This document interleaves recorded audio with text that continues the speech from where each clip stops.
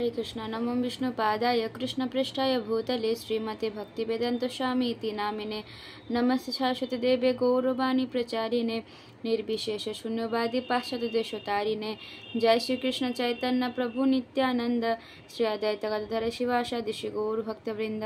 हरे कृष्ण कृष्ण कृष्ण हरे हरे, हरे राम राम राम हरे हरे। ओम नमः भगवते वासुदेवाय, ओम नमः भगवते वासुदेवाय, ओम नमः भगवते वासुदेवाय। श्रीमद् भागवतम प्रथम स्कंद 11 अध्याय 31 नंबर श्लोक। पत्नापतिं प्रश्य गृहानुपगतं बिलोकसञ्जातमनमहा उत्सवा। उत्तस्त आरात सहसा अशनाशयात शाकमब्रतो বিড়িত লোচন আননা। অনুবাদ।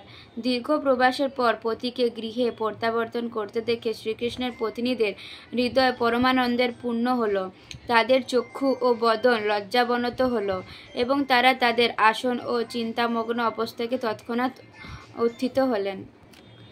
তাৎপর্য। পূর্বে উল্লেখ করা হয়েছে যে ভগবান তার 16,108 জন মহিষী প্রাসাদে প্রবেশ করেছিলেন। তার অর্থাৎ হচ্ছে যে ভগবান তৎক্ষণাৎ যতজন মহিষী এবং প্রাসাদ ছিল তত সংখ্যায় নিজেকে বিস্তার করে সেই সমস্ত প্রাসাদে একই সময় প্রবেশ করেছিলেন। এটি তার অন্তরঙ্গা শক্তি আর একটি প্রকাশ। যদিও তিনি এক এবং অদ্বিতীয়, তথাপি তিনি তার ইচ্ছা অনুসারে নিজেকে অসংখ্য চিন্ময় রূপে বিস্তার করতে পারেন। শ্রুতি মন্ত্রে প্রতিপন্ন হয়েছে যে পরম তত্ত্ব এক, তথাপি যখনই তিনি বাসনা করেন তৎক্ষণাৎ তিনি বহু হতে পারেন। ভগবানের এই বিস্তার অংশ এবং বিভিন্নাংশ রূপে প্রকাশিত হয়। তার বিভিন্নাংশ তার দেহ শক্তির দ্যোতক এবং তার অংশ তার স্বরূপে অভিব্যক্তি। এইভাবে পরমেশ্বর ভগবান নিজেকে 16,108 অংশে বিস্তার করে তার প্রতিটি মহিষীর প্রাসাদে একই সঙ্গে প্রবেশ করেছিলেন। এটি ভগবানের বৈভব বা চিন্ময় শক্তি, আর যেহেতু তিনি তা করতে পারেন তাই তাকে বলা হয় যোগেশ্বর। সাধারণ যোগী বা অলৌকিক ক্ষমতা সম্পন্ন জীবেরা বড়জোর তাদের দেহকে 10টি অংশে বিস্তার করতে পারে, কিন্তু ভগবান তার ইচ্ছানুসারে কয়েক হাজার গুণ, এমনকি অনন্ত গুণে নিজেকে বিস্তার করতে পারেন। ভগবান শ্রীকৃষ্ণ 16,000 মহিষীকে বিবাহ করেছিলেন শুনে অবিশ্বাসী ব্যক্তিরা আশ্চর্য হয়, কেননা তারা মনে করে যে শ্রীকৃষ্ণ তাদের মতনই একজন এবং তারা তাদের সীমিত ক্ষমতার দ্বারা ভগবানের শক্তি মাপতে চায়। সকলের এটি জেনে রাখা উচিত যে ভগবান কখনই জীবের সমতুল্য নন। জীবেরা হচ্ছে তার যথেষ্ট শক্তির বিস্তার, এবং যদিও গুণগতভাবে শক্তি এবং শক্তিমানের মধ্যে পার্থক্য অত্যন্ত অল্প, তথাপি শক্তিমান কখনই সমতুল্য নয়। ভগবানের মহিষীরা ছিলেন তার অন্তরঙ্গা শক্তির বিস্তার, এবং এইভাবে শক্তি এবং শক্তিমান নিরন্তর দিব্য আনন্দে আদান প্রদান করেন। তাকে বলা হয় ভগবানের লীলা। অতএব ভগবান যে একজন পত্নীকে বিবাহ করেছিলেন সে কথা শুনে আশ্চর্য হওয়া উচিত নয়। ভগবান যে এতজন পত্নীকে বিবাহ করেছিলেন তা শুনে আশ্চর্য হওয়া উচিত নয়। পক্ষান্তরে এই বিশ্বাস রাখা উচিত যে ভগবান যদি 16 কোটি পত্নীকেও বিবাহ করতেন তাহলে তার অচিন্ত অব্যয় শক্তি পূর্ণ প্রকাশ হতো না। সাধারণ মানুষ সে যতই শক্তিশালী হোক না কেন, ভগবান যে তাদের সমকক্ষ বা তাদের থেকে নিকৃষ্ট নন সে কথা পৃথিবী পৃষ্ঠে মানুষের ইতিহাসে লিপিবদ্ধ করা যাবার জন্যই তিনি কেবল মাত্র 16,000 পত্নীকে বিবাহ করেছিলেন এবং তাদের প্রত্যেকের প্রসাদে একসঙ্গে প্রবেশ করেছিলেন। অতএব কেউ ভগবানের সমকক্ষ নয় এবং ভগবান থেকে শ্রেষ্ঠ নয়। ভগবান সর্বতভাবে শ্রেষ্ঠ। ভগবান সর্বশ্রেষ্ঠ, এটি হচ্ছে শাশ্বত সত্য। অতএব মহিষীরা দূর থেকে কুরুক্ষেত্র যুদ্ধের কারণে গৃহে দীর্ঘকাল অনুপস্থিত পতিকে দর্শন করে তাদের ধ্যান নিদ্রা থেকে উদ্ধিত হয়ে তাদের পরম প্রিয়তমের অভ্যর্থনা করতে প্রস্তুত হয়েছিলেন। যাজ্ঞবল্ক্যের ধর্মনীতি অনুসারে যে রমণীর প্রতি প্রবাসে রয়েছে তার কোনো সামাজিক অনুষ্ঠানে যোগদান করা উচিত নয়, তার দেহ অলঙ্কৃত করা উচিত নয়, হাসা উচিত নয় এবং কোনো অবস্থাতেই কোনো আত্মীয়ের গৃহে গমন করা উচিত নয়। যে রমণীর প্রতি প্রবাসে তিনি এই ব্রত অবলম্বন করেন সেই সঙ্গে এই নির্দেশও দেওয়া হয়েছে যে পত্নী কখনো তার পতির সমক্ষে মলিন অবস্থা উপস্থিত হবে না। তাকে অলঙ্কারে বিভূষিত হয়ে সুন্দর বস্ত্র সজ্জিত হয়ে প্রসন্ন এবং হর্ষিত অন্তরে পতির সমীপবর্তী হওয়া কর্তব্য। শ্রীকৃষ্ণ অনুপস্থিতির ফলে তার সমস্ত মহিষীরা সর্বদাই তার চিন্তায় মগ্ন থাকতেন এবং এভাবে তারা সর্বদা তার ধ্যান করতেন। ভগবানের ভক্তেরা নিমেষের জন্য ভগবানের ধ্যান না করে থাকতে পারে না। অতএব তার মহিষীদের কি কথা, যারা ছিলেন স্বয়ং লক্ষ্মী দেবী। ভগবানের দ্বারকা লীলায় তারা মহিষী রূপে অবতীর্ণ হয়েছিলেন। ভগবান থেকে কখনোই তাদের বিচ্ছিন্ন করা যায় না। ভগবানের উপস্থিতির দ্বারা অথবা ধ্যানের দ্বারা সর্বদা তার ভগবানের সঙ্গে যুক্ত। ভগবান যখন গোচারণ করার জন্য বৃন্দাবনে চলে যেতেন, তখন ব্রজগোপিকারা নিমেষের জন্য ভগবানকে ভুলতে পারতেন না। বাল্যাবস্থায় শ্রীকৃষ্ণ যখন গ্রামে অনুপস্থিত থাকতেন, তখন গৃহে বসে গোপিকারা কিভাবে ভগবান তার কোমল পদকমলের দ্বারা কর্কশ ভূমিতে বিচরণ করেছে সে কথা ভেবে উদ্বিগ্ন হতেন। এভাবে চিন্তা করতে করতে তার সমাধি মগ্ন হয়ে অত্যন্ত মর্মাহিত হতেন। ভগবান শুদ্ধ পার্শ্বদের এরকমই অবস্থা হয়, তারা সর্বদাই সমাধিমগ্ন থাকেন। অতএব শ্রীকৃষ্ণ অনুপস্থিতিতে তার মহিষীরা সমাধিস্থ ছিলেন, কিন্তু এখন দূর থেকে ভগবানের দর্শন করে তারা তাদের সমস্ত কার্য ত্যাগ করেছিলেন। এমনকি স্ত্রীলোকেদের যে ব্রতের পূর্বে করা হয়েছে তাও তারা পরিত্যাগ করেছিলেন। শ্রী বিশ্বনাথ চক্রবর্তী ঠাকুরের মতে তখন তাদের মনে এক স্বাভাবিক প্রতিক্রিয়া হয়েছিল। প্রথমে তারা তাদের আসন থেকে উত্থিত হয়েছিলেন, কেননা তাদের পতিকে দর্শন করতে চেয়েছিলেন, কিন্তু স্ত্রী সুলভ লজ্জার ফলে তারা নিরন্তর হয়েছিলেন। প্রবল উৎকণ্ঠার ফলে তারা সেই দুর্বল অবস্থা দমন করে ভগবানকে আলিঙ্গন করার ভাবনায় অভিভূত হয়েছিলেন, এবং সেই চিন্তা তাদের পারিপার্শ্বিক অবস্থা সম্বন্ধে সচেতন করেছিল। এই আনন্দময় অবস্থা তাদের সমস্ত লৌকিকতা, সামাজিক রীতিনীতির অবসান ঘটিয়েছিল। তার ফলে তারা ভগবানের সঙ্গে মিলিত হওয়ার পথে সমস্ত বাধা বিপত্তি অতিক্রম করেছিলেন। আত্মার ঈশ্বর শ্রীকৃষ্ণের সঙ্গে মিলনের এটি হচ্ছে চরম অবস্থা। শ্লোক নম্বর 32। তম আত্মজ দৃষ্টিবি অন্তর আত্মনা দুরন্ত ভাবা পরিরেভিরে পতি নিরুদ্ধম অপি আম্রবৎ অম্বু নেত্রয়া বিলজিতা জিতিনাম ভোগব্রশ বৈক্লবাত। অনুবাদ: তাদের দুরন্ত ভাব ছিল এতই প্রবল যে লজ্জাশীলা মহিষীরা প্রথমে ভগবানকে তাদের অন্তরের অন্তঃস্থলে আলিঙ্গন করলেন, তারপর তারা তাকে চোখ দিয়ে আলিঙ্গন করলেন। তারপর তারা তাকে আলিঙ্গন করার জন্য তাদের পুত্রদের পাঠালেন, এবং তা ছিল নিজেরই আলিঙ্গন করার মতো। কিন্তু হে ভৃগুশ্রেষ্ঠ, যদিও তারা তাদের অনুভূতিকে চেপে রাখার চেষ্টা করে, তা সত্ত্বেও অনিচ্ছাকৃত তারা অশ্রু বর্ষণ করেছিলেন। তাৎপর্য: যদিও স্ত্রী সুলভ লজ্জার ফলে মহিষীরা তাদের প্রিয় পতি ভগবানের শ্রীকৃষ্ণকে আলিঙ্গন করতে পারেননি, তথাপি তারা তাকে দর্শন করে তাদের হৃদয়ে অন্তঃস্থলে তাকে স্থাপন করে এবং তাদের পুত্রদের দ্বারা তাকে আলিঙ্গন করতে পাঠিয়ে তারা সে কার্যটি সম্পাদন করেছিলেন। কিন্তু তা সত্ত্বেও সে কার্যটি অসমাপ্ত রয়ে গিয়েছিল। অশ্রু সংবরণ করার বহু চেষ্টা করা সত্ত্বেও তাদের গাল বেয়ে অশ্রু ঝরে পড়েছিল।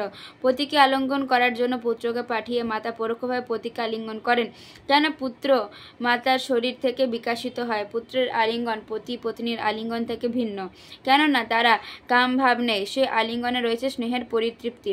প্রেমের সম্পর্কে চক্ষুর দ্বারা আলিঙ্গন অধিক প্রভাবপূর্ণ, এবং তাই শ্রী জীব গোস্বামীর মতে পতি পত্নীর মধ্যে এ প্রকার ভাব বিনিময় অসমীচীন নয়।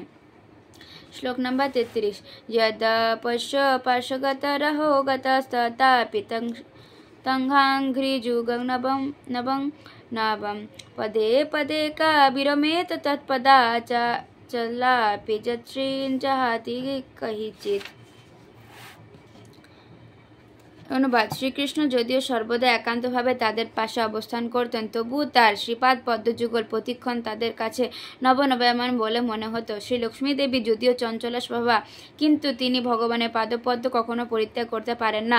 অতএব কোনো নারী একবার সে পদযুগলের আশ্রয় গ্রহণ করলে তার সেবা থেকে বিরত হতে পারে। তাৎপর্য: বদ্ধজীবেরা সর্বদাই লক্ষ্মীদেবীর কৃপা আকাঙ্ক্ষা করে, যদিও প্রকৃতপক্ষে তার প্রকৃতি হচ্ছে চঞ্চলা। জড়জগতে কেউই তিনি যতই চতুর হোক না কেন চিরস্থায়ী সৌভাগ্য লাভ করতে পারে না।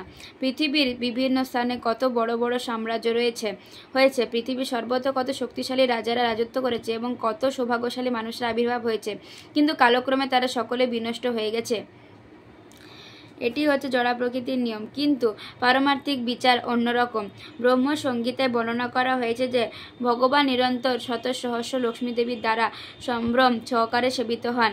তারা সর্বদাই নির্জন স্থানে ভগবানের সঙ্গে থাকেন, কিন্তু ভগবানের সান্নিধ্য এমনই নবনবয়মান অনুপ্রেরণা পথ যে তাদের প্রকৃতি চঞ্চলা হলেও তারা ক্ষণিকের জন্য ভগবানকে ছাড়তে পারে না। ভগবানের সঙ্গে চিন্ময় সম্পর্ক এতই আনন্দদায়ক ও সম্পদশালী যে একবার তার শরণ গ্রহণ করা হলে ফলে আর তার সঙ্গ ত্যাগ করা যায় না। জীব তার স্বরূপে স্ত্রীরূপা অথবা হচ্ছেন পুরুষ বা ভোক্তা, ভগবান হচ্ছেন পুরুষ বা ভোক্তা, এবং তার বিভিন্ন শক্তির সমস্ত প্রকাশ হচ্ছে প্রকৃতি। ভগবদ্গীতায় জীবেদের পরা প্রকৃতি বা উৎকৃষ্ট শক্তি বলে সম্বোধন করা হয়েছে। জড় উপাদানগুলি হচ্ছে অপরা প্রকৃতির নিকৃষ্ট শক্তি। এই প্রকার শক্তি ভোক্তার সন্তুষ্টি বিধানের জন্য সর্বদাই নিয়োজিত হয়। পরম ভোক্তা হচ্ছেন স্বয়ং ভগবান, যে কথা শ্রীমদ্ ভগবদ্গীতায় 5 অধ্যায় 29 নম্বর শ্লোকে উল্লেখ করা হয়েছে। তাই শক্তি হচ্ছেন সরাসরি ভগবানের সেবায় নিয়োজিত হয়, তখন তার প্রকৃত রূপ পূর্ণ প্রকাশিত হয়। তখন আর শক্তি এবং শক্তিমানের সম্পর্কে কোনো ভেদ থাকে না। সাধারণত মানুষ যখন কারো চাকরি করে তখন সে সর্বদাই সরকার অথবা রাজ্যের পরম ভোক্তার অধীনে কোনো পদ আকাঙ্ক্ষা করে। যেহেতু ভগবান হচ্ছেন এই ব্রহ্মাণ্ডের ভেতরের এবং বাইরে সবকিছু পরম ভোক্তা, তাই তার চাকরিতে নিয়োজিত হতে পারলে পরম সুখী হওয়া যায়। একবার ভগবানের সেবায় যুক্ত হলে জীব আর সেই পদ থেকে মুক্ত হতে চায় না। মানব জীবনের সর্বোচ্চ সিদ্ধি হচ্ছে ভগবানের পরম সেবা প্রাপ্ত হওয়া। তার ফলে মানুষ চরম সুখ লাভ করতে পারে। তখন আর তাকে ভগবানের সম্পর্ক ব্যতীতা চঞ্চলা লক্ষ্মীর কৃপা অন্বেষণ করতে হয় না। শ্লোক নম্বর 34।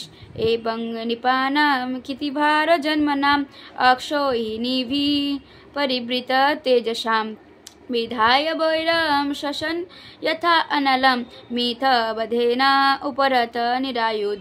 অনুবাদ: বায়ু যেমন বাসে বাসে পরস্পর সংঘর্ষ হয়ে অগ্নি উৎপাদন করে বাষ্পবনকে দগ্ধ করে, ঠিক তেমনি পৃথিবীর ভারস্বরূপ অশ্বগজরথ পদাতিক সম্মানিত বহু অক্ষয়িনী সেনাযুক্ত দাম্ভিক রাজাদের পরস্পরের মধ্যে শত্রুতা উৎপাদনপূর্বক ভগবান শ্রীকৃষ্ণ স্বয়ং তাদের বধ করেছিলেন।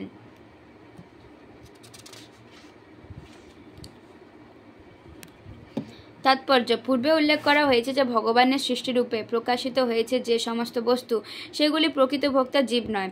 ভগবানই তার সৃষ্টিতে প্রকাশিত সবকিছুর ঈশ্বরম ভোক্তা। দুর্ভাগ্যবশত মায়াশক্তির প্রভাবে প্রকৃতির গুণের দ্বারা পরিচিত হয়ে জীব মিথ্যা ভোক্তায় পরিণত হয়। ভগবান হওয়ায় এই ভ্রান্ত ভাবনার গর্বে গর্বিত হয়ে মায়াচ্ছন্ন জীব নানা কার্যের দ্বারা তার জড়াশক্তি বৃদ্ধি করে এবং তার ফলে পৃথিবীর ভার এমনভাবে বর্ধিত করে যে তখন এই পৃথিবী প্রকৃতিস্থ মানুষের পক্ষে বসবাসের সম্পূর্ণ অযোগ্য হয়ে যায়। সেই অবস্থাকে বলা হয় ধর্মস্য গ্লানি ও মানুষের শক্তির অসদ্ব্যবহার। এই প্রকার ধর্মের গ্লানি যখন অত্যন্ত প্রবল হয়ে ওঠে, তখন পৃথিবীর ভারস্বরূপ সেই নিষ্ঠুর প্রশাসকদের প্রভাবে এমন এক দুর্দশাগ্রস্ত পরিস্থিতি সৃষ্টি হয় যে সৎ প্রবৃত্তি সম্পন্ন মানুষেরা তখন অত্যন্ত বিচলিত হয়ে পড়েন। সেই সমস্ত সাধুদের পরিত্রাণের জন্য বিশ্বের বিভিন্ন স্থানে আসরিক প্রশাসকদের দ্বারা উৎপন্ন ভূভার হরণ করার জন্য ভগবান তার অন্তরঙ্গা শক্তির প্রভাবে আবির্ভূত হন। তিনি সেই অবাঞ্ছিত প্রশাসকদের প্রতি দয়া প্রদর্শন করেন না, পক্ষান্তরে তিনি তার শক্তির প্রভাবে তাদের মধ্যে শত্রুতা উৎপাদন করেন। ঠিক যেমন বায়ুর প্রভাবে বাসে সংঘর্ষণ ফলে অরণ্যের দাবানল জ্বলে ওঠে, অরণ্যের বায়ুর প্রভাবে আপনা থেকে দাবানল জ্বলে ওঠে, সেই রকম ভগবানের অদৃশ্য পরিকল্পনা বিভিন্ন রাজনৈতিক দলের মধ্যে শত্রুতার সৃষ্টি হয়। অবাঞ্ছিত শাসকেরা তাদের ভ্রান্ত ক্ষমতা রাজনৈতিক শক্তির গর্বে গর্বিত হয়ে আদর্শগত বিরোধের ফলে পরস্পরের সঙ্গে সংগ্রামে লিপ্ত হয় এবং তার ফলে তাদের সমস্ত ক্ষমতা ক্ষয় হয়ে যায়। পৃথিবীর ইতিহাসে ভগবানের এই ইচ্ছা শক্তিকে প্রতিফলিত করে এবং জীব যতক্ষণ পর্যন্ত না ভগবানের সেবায় যুক্ত হয় ততক্ষণ তা ঘটতে থাকবে।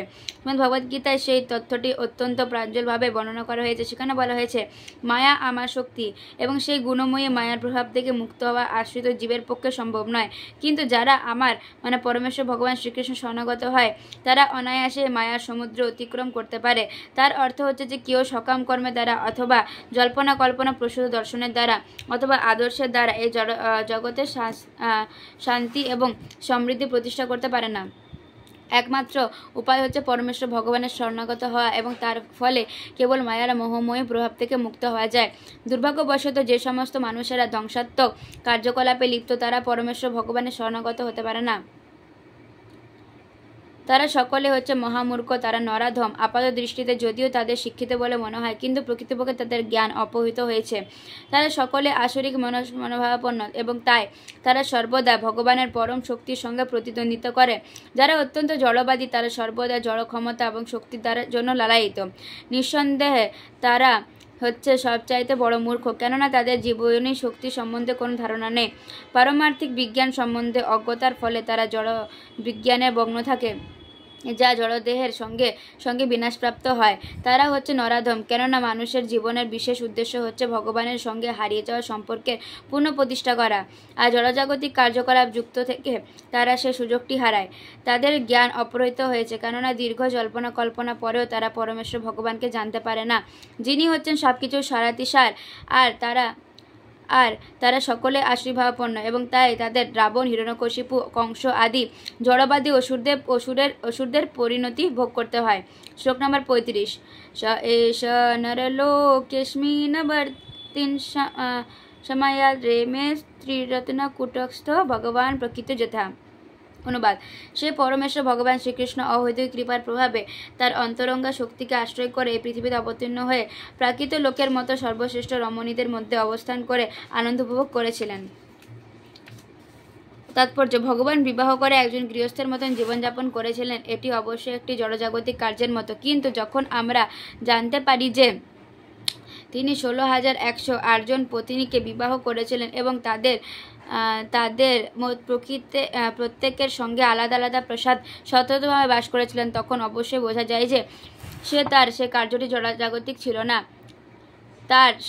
তাই তার যোগ্য পত্নীদের সঙ্গে গৃহস্থের মতো বসবাস কখনোই জড়জাগতিক ছিল না, এবং তাদের সঙ্গে তার আচরণ জড়জাগতিক যৌন সম্পর্ক বলে মনে করা উচিত নয়। যে সমস্ত রমণীরা ভগবানের পত্নী হয়েছিলেন তারা অবশ্যই কোনো সাধারণ রমণী ছিলেন না, কেননা কোটি কোটি জন্মের তপস্যার ফলে কেবল পরমেশ্বর ভগবানের প্রতিরূপে লাভ করা যায়। ভগবান যখন বিভিন্ন লোকে অথবা এই ভূলোকে আবির্ভূত হন, তখন তিনি তার অপ্রাকৃত লীলা প্রদর্শন করার মাধ্যমে বদ্ধ জীবেদের তার নিত্য দাস্য, সখ্য, বাৎসল্য, মধুর রসের চিন্ময় সম্পর্কে যুক্ত হওয়ার জন্য আকর্ষণ করেন। ভগবানের সঙ্গে এই যে সেবার সম্পর্ক তা জড়জগতে বিকৃত রূপে প্রদর্শিত হয়, এবং সেই সম্পর্ক অসময়ে ছিন্ন হয়ে দুঃখ এবং বেদনার অনুভূতিতে পর্যবসিত হয়। জড় প্রকৃতির দ্বারা আবদ্ধ হওয়ার ফলে মায়াগ্রস্ত জীব বুঝতে পারে না যে এই জড় জগতে তাদের সমস্ত সম্পর্কের অনিত্য উন্মত্ততায় পূর্ণ। এই সমস্ত সম্পর্ক জীবকে কখনো নিত্য সুখ লাভে সাহায্য করতে পারে না, কিন্তু সেই সম্পর্ক যদি ভগবানের সঙ্গে প্রতিষ্ঠিত হয়, তাহলে এই জড়দেহ পরিত্যাগ করার পর আমরা ভগবানের সঙ্গে আমাদের বাসনা অনুসারে নিত্য সম্পর্কে যুক্ত হয়ে চিৎজগতে ফিরে যেতে পারি। তাই যে সমস্ত রমণীর সঙ্গে ভগবান তাদের প্রতিরূপে বাস করেছিলেন, তারা এই জড়জগতে রমণী ছিলেন না, পক্ষান্তরে তারা ছিলেন ভগবানের সঙ্গে নিত্য সম্পর্কে যুক্ত তার চিন্ময় পত্নী। সেটি এমনই একটি স্থিতি যা তারা তাদের ভগবত ভক্তির পূর্ণতার মাধ্যমে লাভ করেছিলেন। সেটি তাদের যোগ্যতা। ভগবান হচ্ছেন পরম ব্রহ্ম বা পরমেশ্বর। বদ্ধজীবেরা কেবল পৃথিবীতেই নয়, ব্রহ্মাণ্ডের অন্য সমস্ত লোকেও নিত্য সুখের অন্বেষণ করেছে, কেননা তাদের স্বরূপে তারা হচ্ছে চিৎ স্ফুলিঙ্গ, এবং তাই তারা ভগবানের সৃষ্টির যে কোনো অংশে ভ্রমণ করতে পারেন। কিন্তু জড়া প্রকৃতির গুণের দ্বারা আবদ্ধ হয়ে পড়ার ফলে তারা অন্তরিক্ষ যানের দ্বারা গগন মার্গে বিচরণ করতে চায়, এবং তাই তাদের গন্তব্যস্থলে পৌঁছাতে অক্ষম হয়। মাধ্যাকর্ষণ শক্তি তাদের একটি কারাগারের কয়েদিদের মতো শৃঙ্খলার দ্বারা বেঁধে রাখে। অন্যান্য প্রক্রিয়ার দ্বারা তারা অন্যান্য স্থানে পৌঁছাতে পারে, কিন্তু তারা যদি ব্রহ্মাণ্ডের সর্বোচ্চ লোকে যায়, তা সেখানে জন্ম জন্মান্তরে যে নিত্য সুখের অন্বেষণ তারা করছে তা লাভ করতে পারে না। কিন্তু তারা যখন প্রকৃতিস্থ হয়, তখন নিশ্চিতভাবে জানতে পারে যে জন্ম জন্মান্তর ধরে তারা যে অন্তহীন সুখের অন্বেষণ করছে তা তারা এই জড়জগতে কখনোই লাভ করতে পারবে না।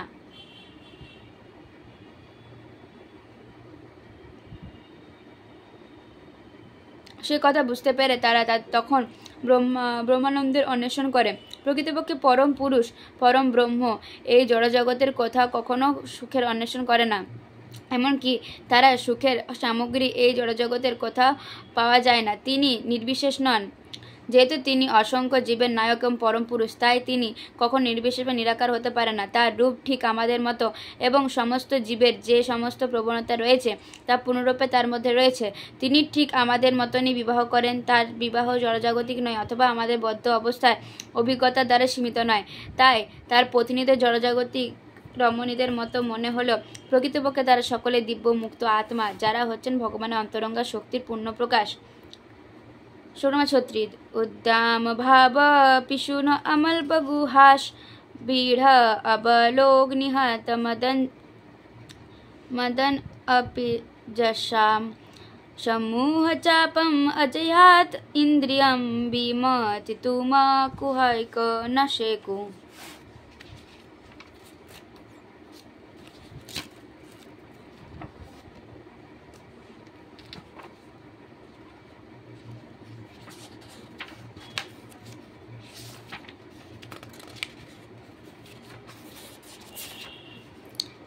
অনুবাদ। যদিও পরমা সুন্দরী মহিষীদের গূঢ় ভঙ্গিসূচক নির্মল মনোহর হাস্য এবং সলজ্জ দৃষ্টিপাতে স্বয়ং কন্তর্প পরাভূত হয়ে হতাশ তার পুষ্পধনু পরিত্যাগ করেন এবং মহাধৈর্যশালী সাক্ষাৎ মহাদেব সম্মোহপ্রাপ্ত হয়, কিন্তু তবুও তাদের মোহিনী বিদ্যা ও আকর্ষণী শক্তি দ্বারা তার ভগবান শ্রীকৃষ্ণের ইন্দ্রিয় বিচলিত করতে পারেনি। তাৎপর্য: মুক্তির পথ ভগবদ্ধামে ফিরে যাওয়ার পথ সর্বদা স্ত্রীসঙ্গ করতে নিষেধ করে।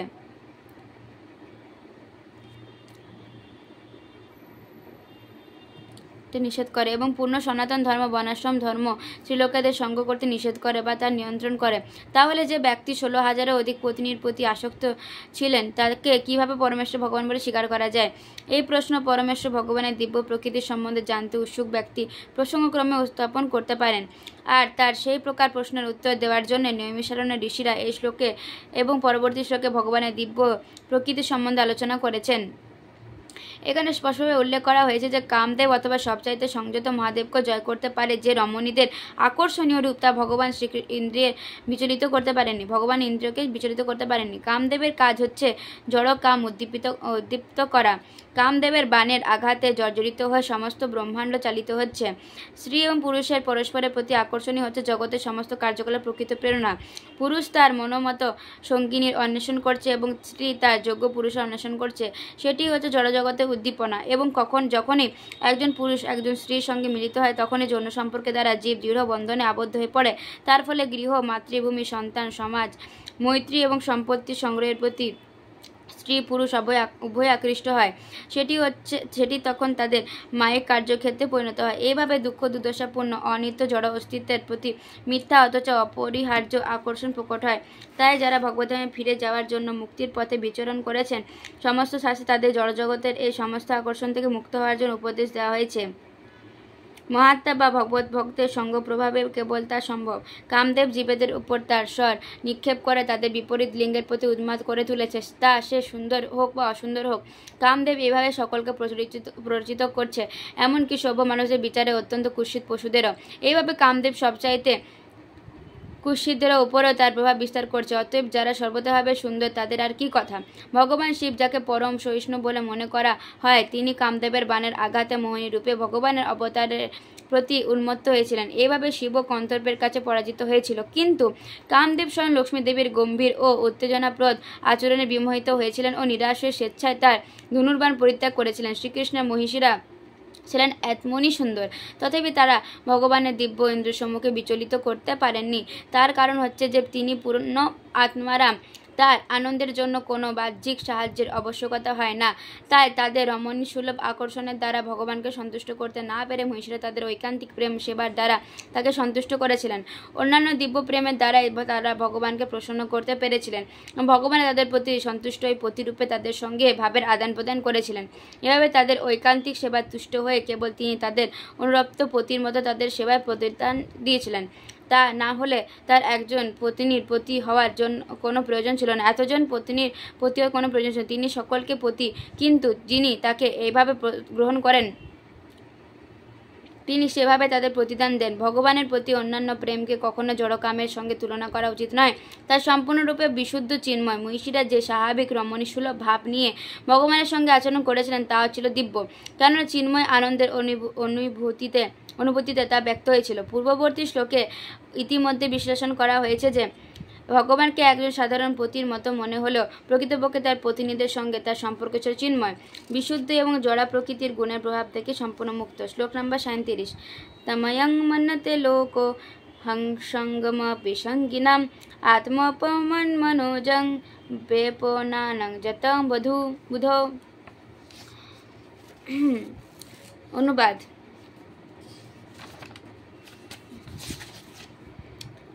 মায়ামুগ্ধ বিষয়াসক্ত মানুষেরা শ্রীকৃষ্ণকে তাদের মতনই একজন সাধারণ মানুষ বলে মনে করে। তত্ত্বজ্ঞানের অভাবে তারা নিরাসক্ত প্রকৃত সংগাতি শ্রীকৃষ্ণকে জড়ের দ্বারা প্রভাবিত প্রকৃতির সঙ্গী বলে মনে করেন। তাৎপর্য: এখানে অবুধ শব্দটি তাৎপর্যপূর্ণ। অজ্ঞানতাবশতই কেবল মূর্খ জড়বাদী তার্কিকেরা পরমেশ্বর ভগবানকে বুঝতে না পেরে তাদের প্রচার কার্যের দ্বারা নির্বোধ মানুষদের মধ্যে তাদের মূর্খতাপূর্ণ বিচারের প্রসার করে থাকে। পরমেশ্বর ভগবান শ্রীকৃষ্ণ হচ্ছেন আদি পরম পুরুষ ভগবান, এবং তিনি যখন স্বয়ং সকলের সম্মুখে বিদ্যমান ছিলেন তখন তিনি জীবনের প্রত্যক্ষ ক্ষেত্রে তার পূর্ণ দিব্য শক্তি প্রদর্শন করেছিলেন। ভাগবতের প্রথম শ্লোকে আমরা বিশ্লেষণ করেছি যে তিনি হচ্ছেন সম্পূর্ণ স্বতন্ত্র এবং তার ইচ্ছা অনুসারে তিনি যা খুশি তাই করতে পারেন, কিন্তু তার সমস্ত কার্যকলাপে সচিদানন্দময়। মূর্খ জড়বাদীরাই কেবল শ্রীমদ্ ভাগবত গীতা উপনিষদে প্রতিপাদিত তার সচ্চিদ আনন্দময় স্বরূপ সম্বন্ধে অবগত না হওয়ার ফলে তাকে ভুল বোঝে। তার বিভিন্ন শক্তি প্রকৃতি ক্রম অনুসারে এক পূর্ণ পরিকল্পনায় কার্য করে এবং তার বিভিন্ন শক্তির দ্বারা সমস্ত কার্য সম্পাদন করে তিনি নিত্য পরম স্বতন্ত্র রূপে বিরাজ করেন। তিনি যখন জীবের প্রতি তার অহৈতুক কৃপার প্রভাবে এই জড়জগতে অবতরণ করেন তখন তিনি নিজের শক্তির দ্বারাই তা করে থাকেন। তিনি কখনোই জড়া প্রকৃতির গুণের অধীন নন এবং তিনি তার স্বরূপে অবতরণ করেন। তাকে পরম পুরুষ রূপে চিনতে না পেরে মনোধর্মী জ্ঞানীরা তার নির্বিশেষ ব্রহ্মজ্যোতিকে সবকিছু বলে মনে করেন। এই প্রকার ধারণাবদ্ধ জীবনেরই পরিণাম, কেননা তারা তাদের ব্যক্তিগত ক্ষমতার ঊর্ধ্বে যেতে পারে না। তাই যারা ভগবানকে তাদের মতো একজন সীমিত শক্তিসম্পন্ন জীব বলে মনে করে তারা হচ্ছে কেবল সাধারণ মানুষ। এই প্রকার মানুষদের কখনো বোঝানো যাবে না যে পরমেশ্বর ভগবান জড়া প্রকৃতির গুণের প্রভাবে তার থেকে সর্বদাই মুক্ত। সেই সমস্ত মানুষেরা বুঝতে পারে না যে সূর্য দূষিত পদার্থের দ্বারা কখনো প্রভাবিত হয় না। মনোধর্মী জ্ঞানীরা সর্বদাই তাদের অভিজ্ঞতা লব্ধ জ্ঞানের ভিত্তিতে সবকিছু তুলনা করে। তাই যখন তারা দেখে যে ভগবান বৈবাহিক বন্ধনে আবদ্ধ হয়ে একজন সাধারণ মানুষের মতো আচরণ করছেন তখন তারা মনে করে যে তিনি তাদের মতো একজন। তারা বিবেচনা করে দেখে না যে ভগবানের একসঙ্গে 16,000-এর অধিক পত্নীকে বিবাহ করতে পারেন। অজ্ঞানতাবশত তারা তার লীলার একটি অংশ স্বীকার করে কিন্তু অন্য অংশটিকে করে না, অর্থাৎ অজ্ঞানতার ফলে তারা সর্বদা শ্রীকৃষ্ণকে তাদের মতো বলে মনে করে তাদের মন গড়া সিদ্ধান্ত তৈরি করে, যা শ্রীমদ্ ভাগবতের বর্ণনা অনুসারে সম্পূর্ণ অসম্ভব অপ্রামাণিক। শ্লোক নম্বর 38। एता ईशनम ईश प्रकृतिस्थ अपि तद्गुणो न जुज्यते सदा आत्मस्थो যথা বুদ্ধি তৎ আশ্রয়া।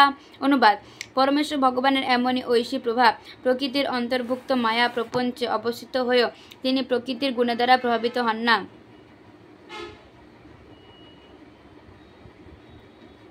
তেমনি তার চরণাশ্রয় গ্রহণ করেছে যেসব ভক্ত তারা জড়া প্রকৃতির গুণের দ্বারা প্রভাবিত হয় না। তাৎপর্য: বেদ এবং বৈদিক শাস্ত্রে শ্রুতি স্মৃতি প্রতিপন্ন হয়েছে যে ভগবানের দিব্য প্রকৃতিতে জড়ের লেশমাত্র নেই। তিনি পূর্ণ চিন্ময় নির্গুণ পরম অভিজ্ঞ। পরমেশ্বর ভগবান শ্রীহরি জড় প্রভাবের সীমার অতীত পরম দিব্য পুরুষ।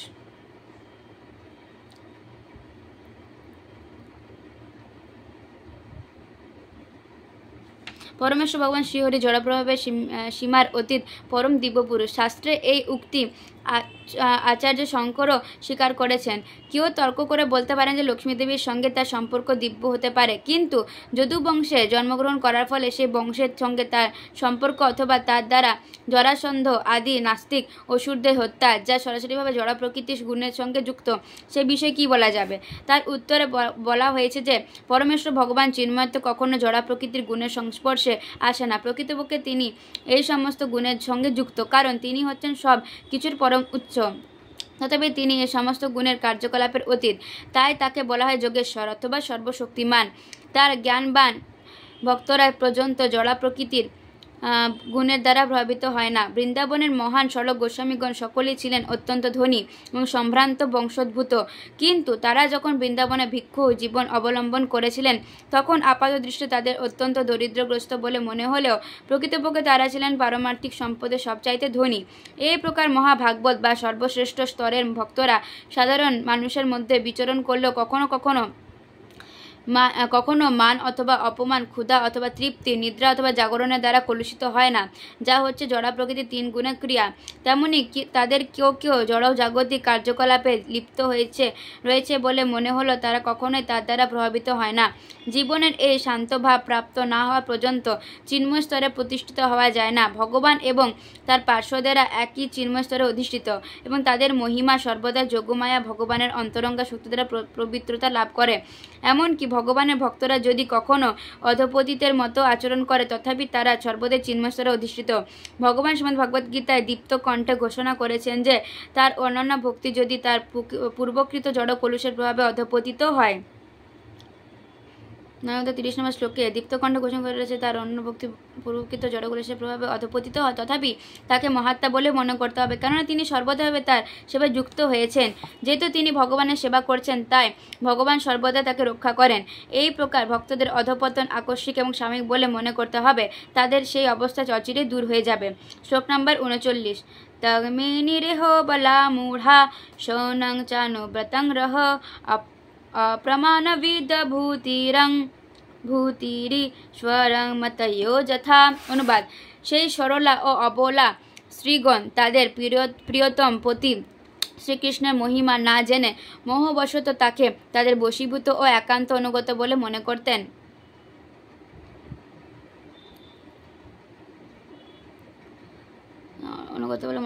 নাস্তিকেরা যেমন ভগবানের পরমেশ্বর তত্ত্ব উপলব্ধি করতে পারে না, তেমনি তারা তাদের পতির মহিমা রাজির পরিসীমা সম্বন্ধে অবগত ছিলেন না। তাৎপর্য: ভগবান